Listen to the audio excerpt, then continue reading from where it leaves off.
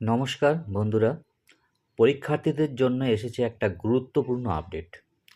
কলকাতা বিশ্ববিদ্যালয় পরীক্ষা কেন্দ্রে মোবাইল ফোন নিয়ে নতুন সিদ্ধান্ত নিয়েছে। এখন থেকে কোনো পরীক্ষার্থীর কাছে মোবাইল ফোন বা অন্য কোনো ইলেকট্রনিক গ্যাজেট পাওয়া গেলেও সেটি আর বাজেয়াপ্ত করা হবে না। তবে এর অর্থ এই নয় যে পরীক্ষার হলে মোবাইল ব্যবহার করা যাবে।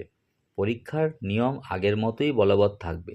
বিশ্ববিদ্যালয়ের নির্দেশ অনুযায়ী যদি কারো কাছে মোবাইল বা অন্য কোনো গ্যাজেট পাওয়া যায়, তাহলে সেই ডিভাইসের মডেল বা প্রয়োজনীয় বিবরণ উত্তরপত্রের সঙ্গে জমা দিতে হবে, কিন্তু ডিভাইসটি কর্তৃপক্ষ আর বাজেয়াপ্ত করবে না।